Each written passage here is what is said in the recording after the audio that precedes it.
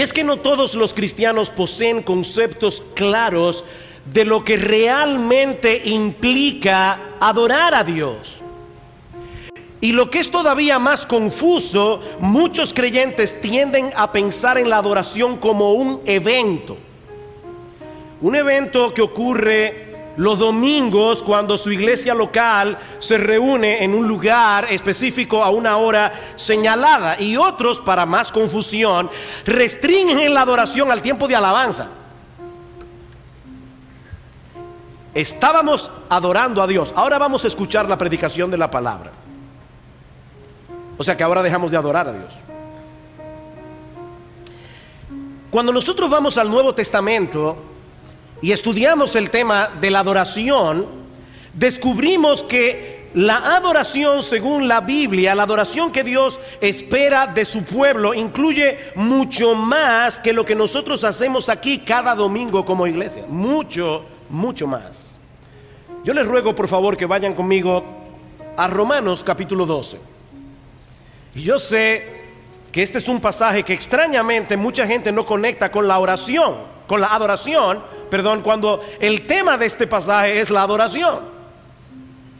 Romanos capítulo 12 versículos 1 al 2 dice: así que, hermanos, os ruego por las misericordias de Dios que presentéis vuestros cuerpos en sacrificio vivo, santo, agradable a Dios, que es vuestro culto racional. No os conforméis a este siglo, sino transformaos por medio de la renovación de vuestro entendimiento, para que comprobéis cuál sea la buena voluntad de Dios, agradable y perfecta. Esta palabra que se traduce como culto al final del versículo 1 en nuestras Biblias, también puede ser traducido como adoración o servicio. Es la palabra griega latría, que nosotros usamos en español, por ejemplo, cuando hablamos de la idolatría, es decir, la adoración de aquello que no es Dios. Esta palabra es usada en el Nuevo Testamento en más de una ocasión, como Hebreos capítulo 9 versículo 1 y Hebreos capítulo 9 versículo 6, para referirse a la adoración que los israelitas le rendían a Dios en el Antiguo Testamento. Es por eso que la Nueva Versión Internacional traduce Romanos 12:1 de esta manera: por lo tanto, hermanos, tomando en cuenta la misericordia de Dios, les ruego que cada uno de ustedes en adoración espiritual ofrezca su cuerpo como sacrificio vivo, santo y agradable a Dios. Así que este es el tipo de adoración que Dios espera de los creyentes del nuevo pacto. Este es el tipo de adoración que Dios espera de nosotros. Y según este texto, este tipo de adoración que nosotros debemos dar a Dios posee por lo menos 3 elementos fundamentales que nosotros veremos en esta mañana. El primero es que la verdadera adoración surge como una respuesta del creyente al evangelio. Lo primero que nosotros aprendemos en este texto acerca de la verdadera adoración es que esta fluye, esta nace de la respuesta del creyente al evangelio. Los primeros capítulos de esta carta contienen una explicación detallada del contenido del evangelio. Y Pablo comienza aquí diciendo: así que, por todo lo que yo he venido diciendo antes, en los 11 capítulos anteriores. ¿Y qué nosotros vemos en esa primera sección de la carta a los romanos? Que el evangelio es una buena noticia que empieza con una noticia muy mala. El evangelio es una buena noticia, una noticia extraordinaria, es la mejor noticia que tú puedas escuchar. Pero esa noticia solo se entiende cuando nosotros conocemos la mala noticia que tiene detrás. Todos los seres humanos estamos en serios problemas delante de Dios por causa de nuestros pecados. Pablo dice en Romanos capítulo 1 que los hombres han detenido con injusticia la verdad. En otras palabras, nuestro Dios se ha revelado claramente a través de la creación. Nuestro Dios ha revelado claramente su poder, su sabiduría, de manera que nadie tiene excusa. Sin embargo, los hombres no quieren someterse a ese Dios. ¿Y qué hacen? Buscar una explicación de la creación del universo que no tenga nada que ver con Dios. Y Pablo dice en Romanos capítulo 1 versículo 18: la ira de Dios se revela desde el cielo contra toda impiedad e injusticia de los hombres que detienen con injusticia la verdad. Pero no solamente eso, todos nosotros también hemos violado la ley de Dios. Hemos violado los mandamientos de Dios en incontables ocasiones. Pablo dice en Romanos capítulo 3 que en el mundo entero no hay un solo hombre que sea justo, ni aún uno, dice Pablo en el versículo 10. No hay quien entienda, no hay quien busque a Dios. No, pastor, si yo estoy aquí en la iglesia es porque yo fui invitado, pero yo estoy buscando a Dios. No, si realmente tú viniste a esta iglesia, probablemente, tal vez es porque Dios te está buscando a ti. Este texto dice claramente: no hay quien busque a Dios. Todos se desviaron, a una se hicieron inútiles, dice Pablo. No hay quien haga lo bueno, no hay ni siquiera uno. Pero es sobre ese fondo negro que el diamante del evangelio brilla en todo su esplendor, en todo su fulgor. La buena noticia que el evangelio anuncia es que Dios no nos dejó en esa condición de miseria y de condenación, sino que proveyó a través de Cristo un Salvador que nos libra del pecado y de todas sus consecuencias. Cristo se hizo hombre siendo Dios, la segunda persona de la Trinidad. Vivió una vida de obediencia perfecta a la voluntad del Padre y luego murió en la cruz del Calvario como un criminal para pagar nuestra deuda delante de Dios.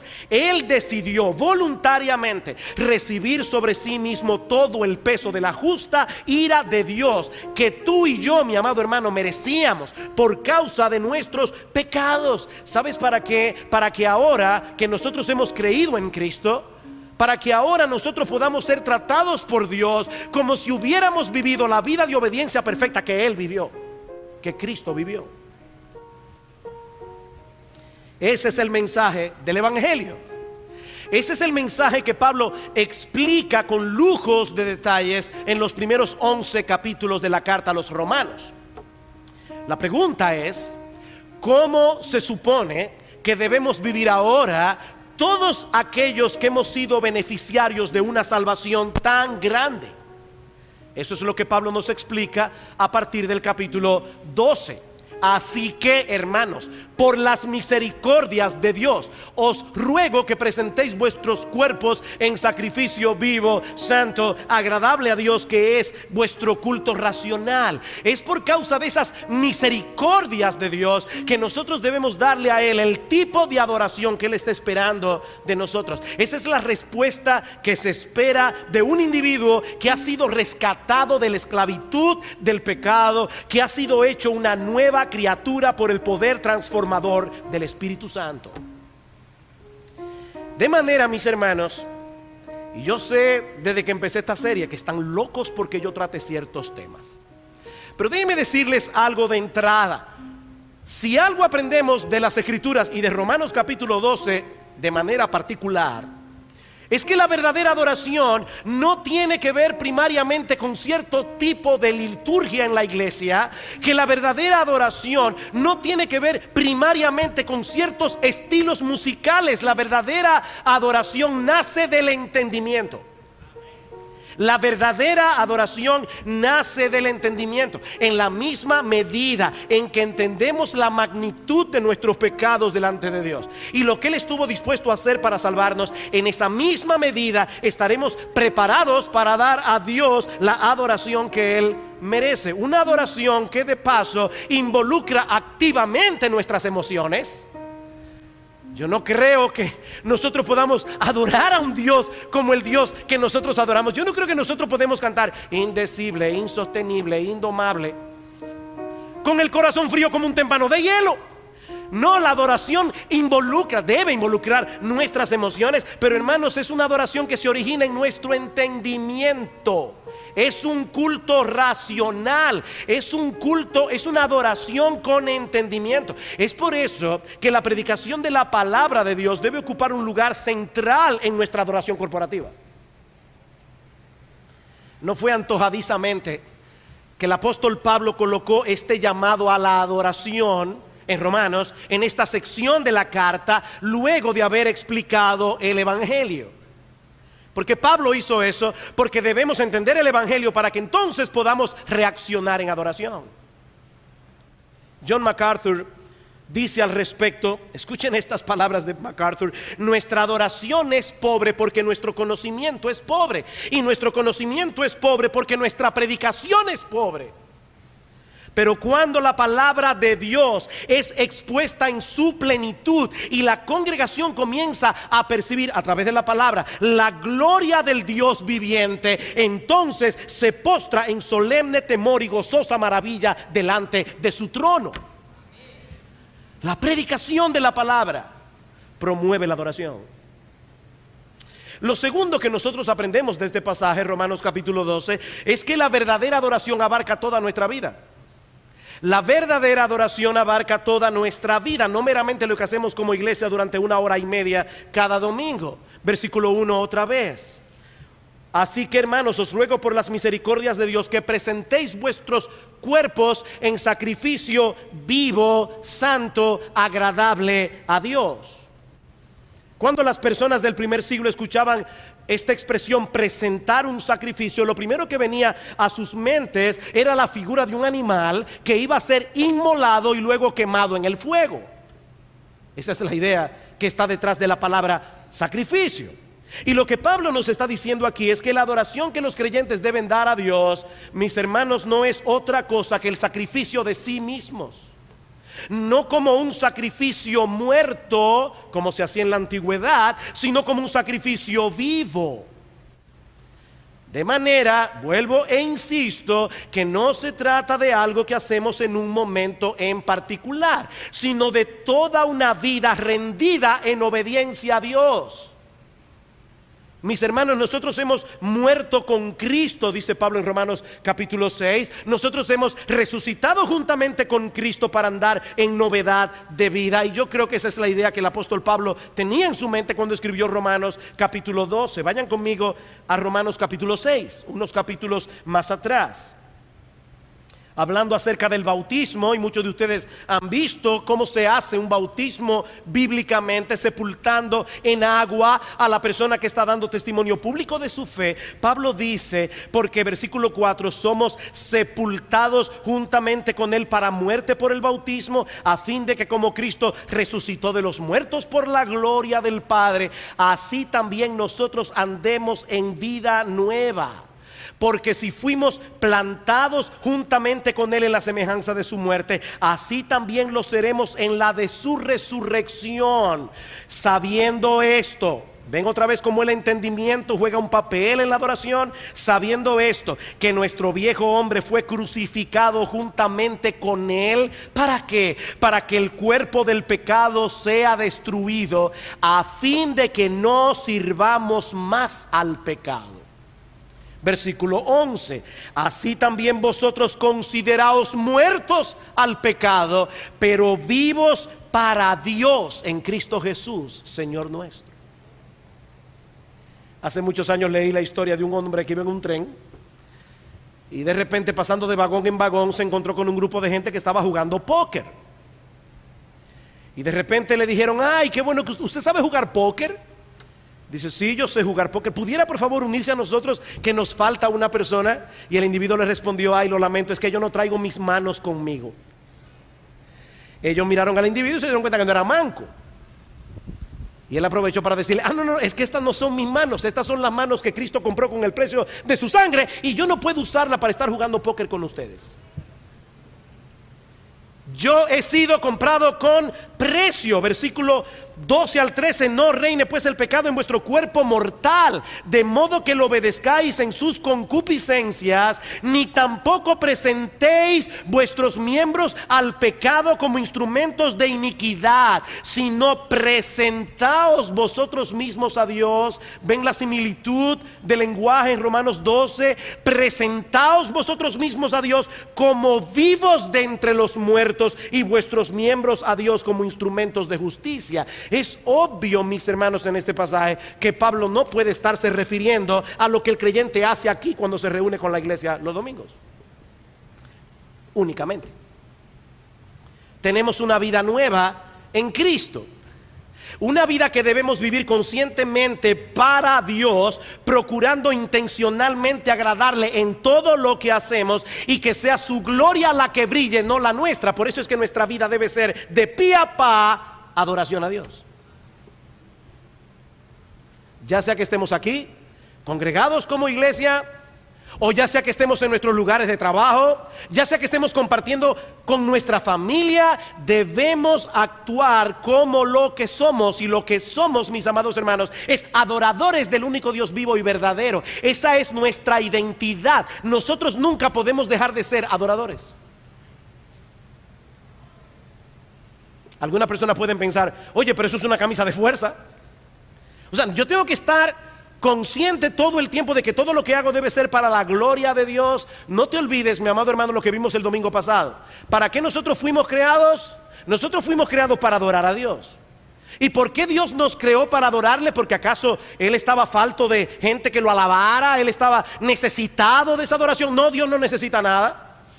Él está perfectamente pleno y satisfecho en sí mismo. Nosotros seguimos a un Dios feliz, supremamente feliz. Pero ese Dios, que es un Dios feliz, es amor.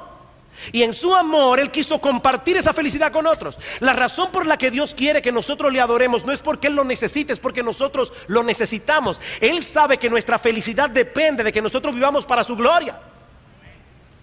Esto no es una camisa de fuerza. Juan capítulo 4, acompáñenme por favor a este conocidísimo pasaje de Juan capítulo 4. Es imposible hablar de la adoración sin tocar este encuentro del Señor Jesucristo con la mujer samaritana. Juan capítulo 4. Ustedes conocen la historia. Cristo tenía que ir de Judea a Galilea, pero le era necesario pasar por Samaria, porque Él tenía que encontrarse con una mujer allí. Cristo llega al pozo de Jacob, sediento porque era Dios, pero también era hombre. Y le pide a esta mujer samaritana que le dé de beber. Para aquellos que no lo saben, los judíos y los samaritanos se aborrecían mutuamente. Cuando un samaritano pasaba por delante de un judío, el judío escupía en el piso como señal de desprecio. De hecho, la mayoría de las personas no iban directamente de Judea a Galilea pasando por Samaria. Preferían dar la vuelta por Decápolis para ni pasar por allí. Pero Cristo no tenía esos prejuicios. Y Él le dice a esta mujer samaritana: dame de beber. La mujer samaritana obviamente se extraña. ¿Cómo puede ser que tú, judío, me pidas a mí de beber, que soy mujer samaritana, cuando judíos y samaritanos no se tratan entre sí? Jesús le respondió, versículo 10: si conocieras el don de Dios y quién es el que te dice dame de beber, tú le pedirías y Él te daría agua viva. Otra vez la mujer se extraña. Versículo 11: Señor, no tienes con qué sacarla y el pozo es hondo. ¿De dónde pues tienes el agua viva? Versículo 13: respondió Jesús y le dijo: cualquiera que bebiere de esta agua volverá a tener sed, mas el que bebiere del agua que yo le daré no tendrá sed jamás, sino que el agua que yo le daré será en él una fuente de agua que salte para vida eterna. Mis hermanos, déjenme hacerles una pregunta. ¿Está hablando el Señor aquí particularmente de algo que ocurre cuando estamos congregados como iglesia? ¿O está hablando Él de algo que debe manifestarse continuamente en la vida de aquellos que han bebido del agua que Cristo ofrece? ¿Es la adoración un evento o es la adoración una vida? La mujer samaritana veía la adoración como algo ocasional, algo que ocurría en un lugar, en un momento particular. Señor, nuestros padres adoraron en el monte Gerizim. Ustedes dicen que es en Jerusalén que debemos adorar. La pregunta típica, ¿verdad?, cuando uno está predicando el evangelio: ¿cuál es la religión verdadera? O sea, ella veía la adoración atada a un lugar, atada a una ocasión.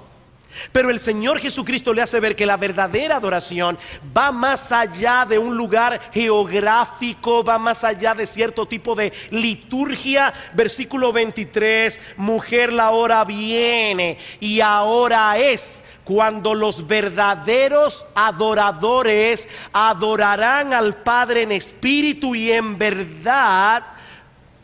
Porque también el Padre tales adoradores busca que le adoren. Dios es espíritu y los que le adoran deben adorarle en espíritu.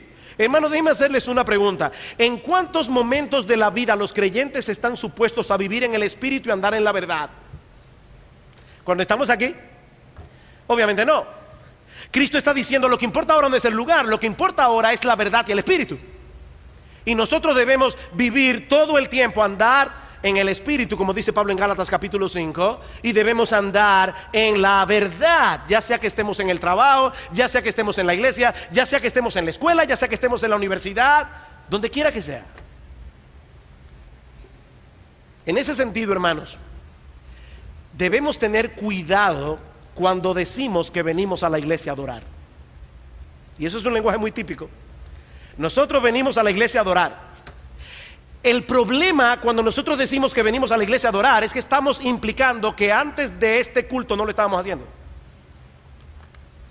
No, yo creo que es más preciso decir que nosotros venimos a la iglesia para seguir adorando. Nosotros no venimos a la iglesia a adorar, hermano. Nosotros somos adoradores 24/7. Nosotros venimos a la iglesia a continuar adorando, porque eso es lo que estábamos haciendo, o estábamos supuestos a estar haciendo antes de llegar aquí.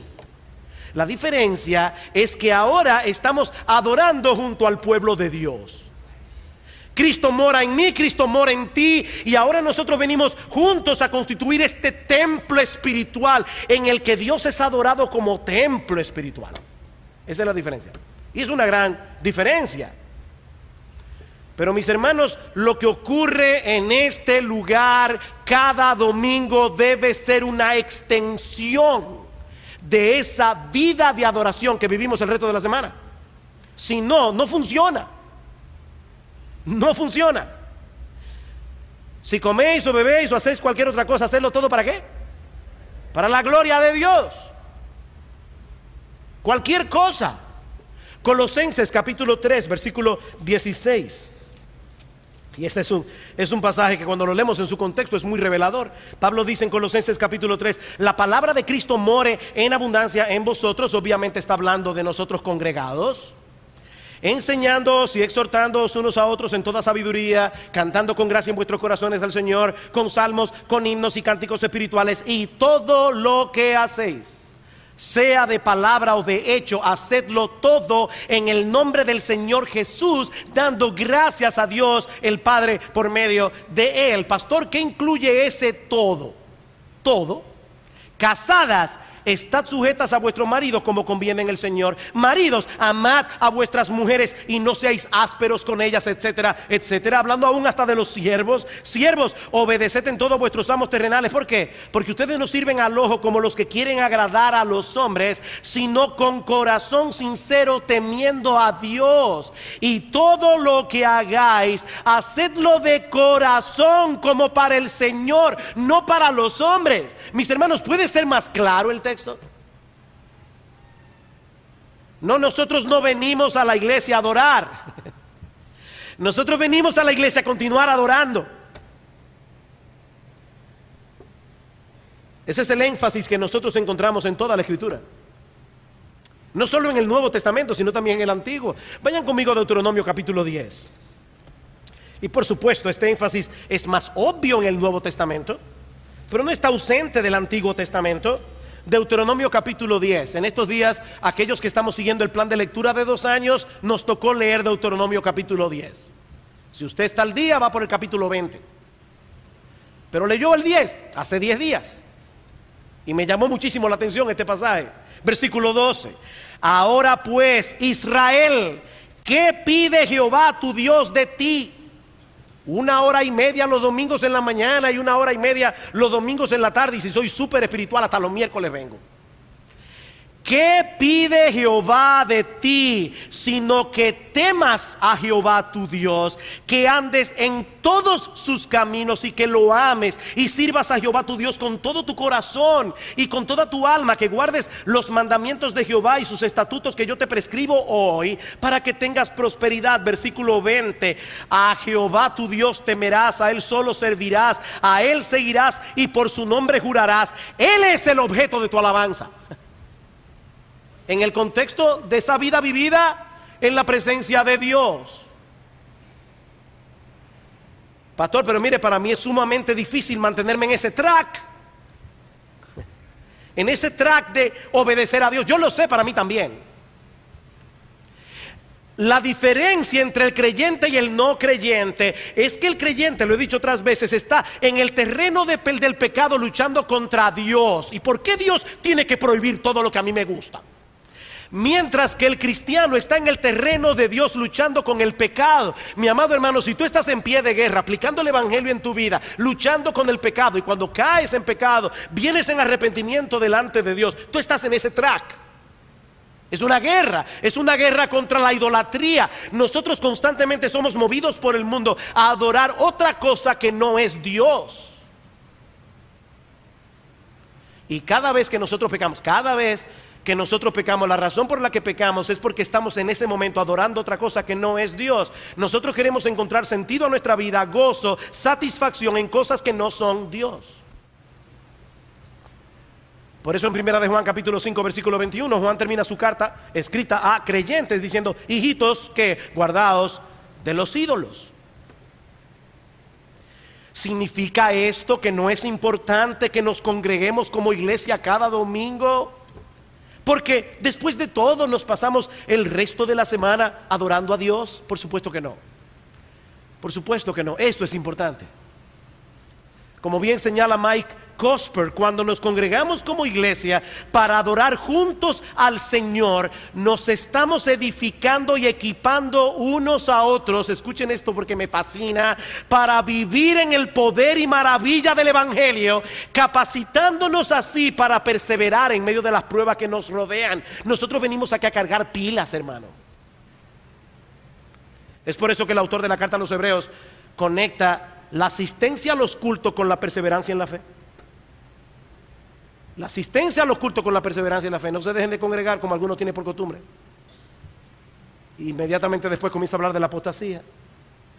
Mis hermanos, lo que ocurre en este tipo de asamblea cada domingo es extremadamente importante para nuestra vida espiritual, como veremos en el siguiente mensaje. Pero de la misma manera es extremadamente importante que entendamos, mis queridos hermanos, que la adoración verdadera no se limita a lo que hacemos en este edificio cada domingo.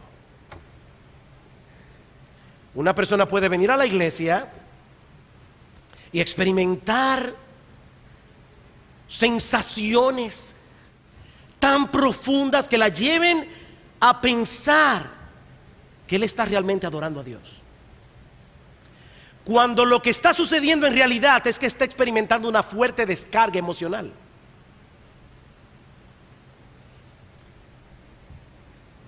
Escuchen lo que dice John MacArthur con respecto a ese punto, porque es importante. La semana que viene nosotros veremos las tensiones de la adoración. Hay una tensión entre venir a alimentar mi intelecto y al mismo tiempo reaccionar emocionalmente. ¿Cómo yo puedo mantenerme en esa tensión sin caer en el intelectualismo y sin caer en el emocionalismo? Eso es una tensión de la adoración. Pero una de las cosas que dice MacArthur es lo siguiente: la música y la liturgia pueden ayudar a la expresión de un corazón que ya es adorador, pero estas no pueden cambiar un corazón no adorador en uno que sí adore. La música no puede hacer eso. Sigue diciendo: el peligro está en que la música y la liturgia pueden dar la impresión de haber adorado a un corazón que no adoró.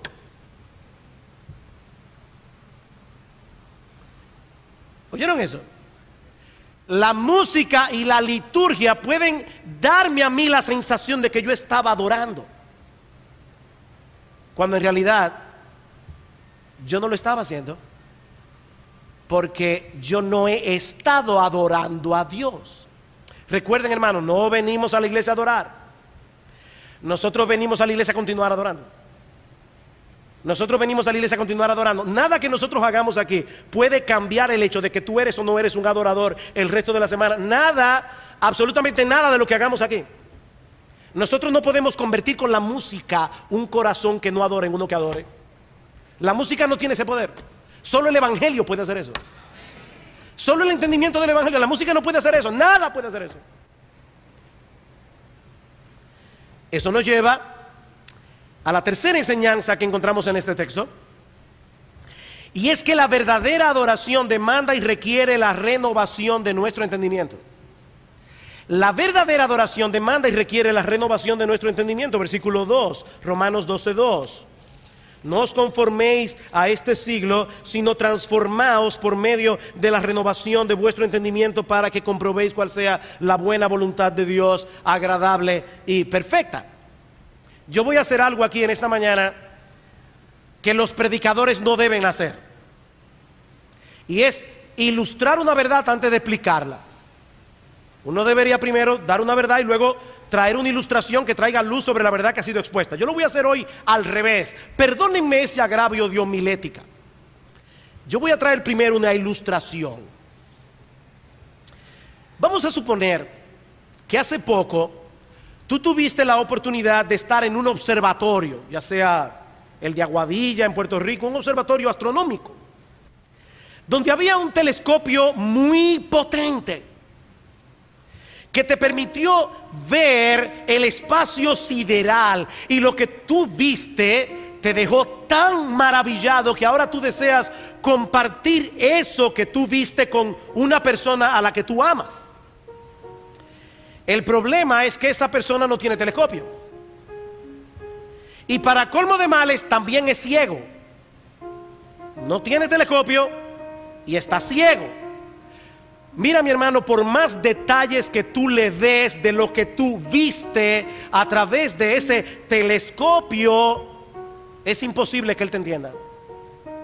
Es imposible que este individuo pueda entender lo que tú te estás tratando de explicar. Y por supuesto, es imposible que él experimente lo que tú experimentaste.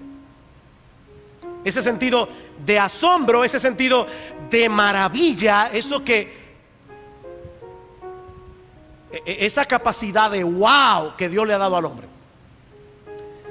Yo lo he dicho otras veces, para mí la mejor manera de explicar lo que es la adoración es decir, nuestro Dios es el ser que merece más el wow de nuestro corazón. Eso es adorar. O sea, Dios es un Dios que cuando tú lo ves, tú dices, wow. Bueno, ese wow que tú experimentaste en el observatorio, tú no puedes hacer que lo experimente porque Él no está viendo lo que tú estás viendo. Bueno, mis hermanos, eso es exactamente lo que ocurre con el hombre pecador. Él está completamente ciego a la gloria de Dios en Cristo que se revela en el Evangelio. Él está ciego. Ese es el diagnóstico de Pablo en 2 Corintios capítulo 3,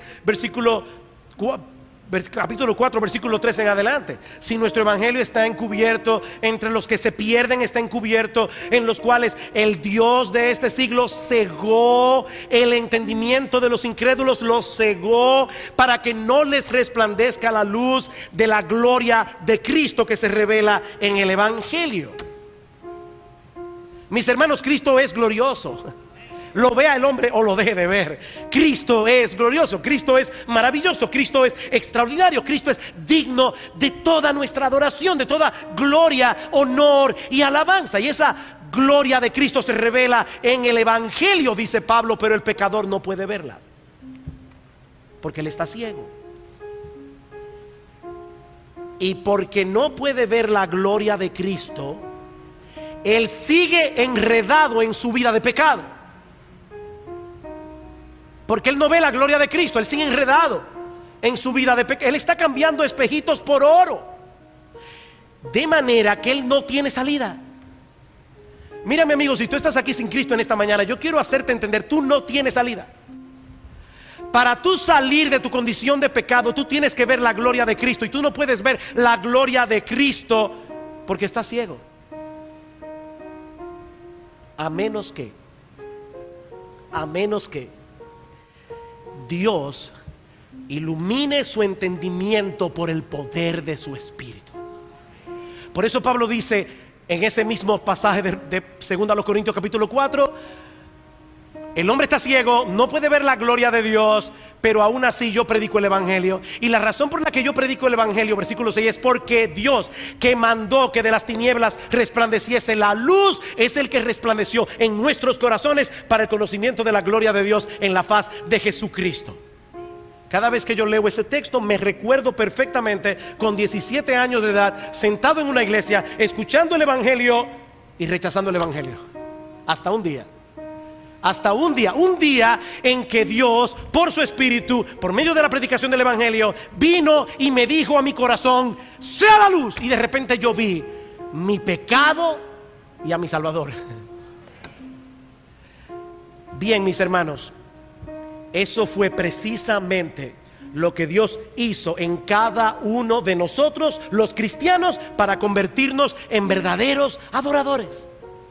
Hubo un momento en nuestras vidas en que estábamos muertos en nuestros delitos y pecados. Hubo un momento en nuestras vidas en que nosotros estábamos completamente ciegos a la belleza de las perfecciones de Dios. Hasta que un día Dios abrió nuestros ojos por medio de la predicación del evangelio, para que nosotros pudiéramos ver nuestra condición de pecado delante de Él, y también para que pudiéramos ver a Cristo como el todo suficiente Salvador que nuestras almas necesitaban. Fue de ese modo que Dios transformó nuestra idolatría en verdadera adoración. Ahora bien, hermanos, eso no quiere decir que ya nosotros vemos todas las cosas con la claridad que debemos verla. Nosotros todavía tenemos que seguir viendo cada vez más la negrura de nuestro pecado. Tú no acabas de entender qué tan pecador tú eres. Como de la misma manera, nosotros todavía tenemos que seguir creciendo y creciendo y creciendo en entender la gloria, la belleza, la majestad de nuestro bendito Salvador. Y saben que cuando nosotros estemos en el cielo con corazones y cuerpos glorificados, la eternidad no bastará para agotar ese tema.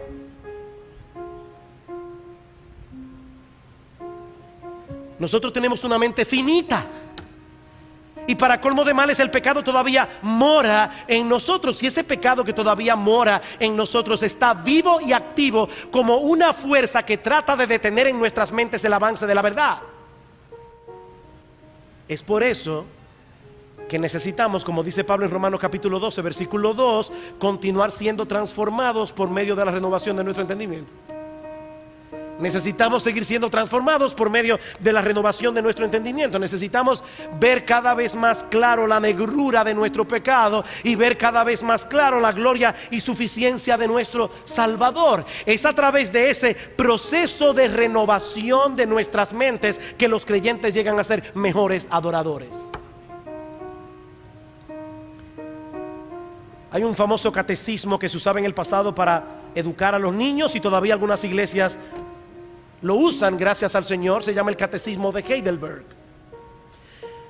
El Catecismo de Heidelberg tiene una pregunta que dice: ¿cuántas cosas debo saber para poder vivir y morir piadosamente? Oigan qué pregunta. ¿Cuántas cosas yo debo saber para poder vivir y morir piadosamente con ese consuelo? El Catecismo responde: 3 cosas. Oye qué simple. 3 cosas. Primera, cuán grandes son mis pecados y mi miseria. Segundo, cómo soy redimido de todos mis pecados y de mi miseria. Y tercero, cómo he de agradecer a Dios por esa redención. 3 cosas. Qué simple. Querido hermano, ¿tú quieres seguir creciendo en tu adoración a Dios?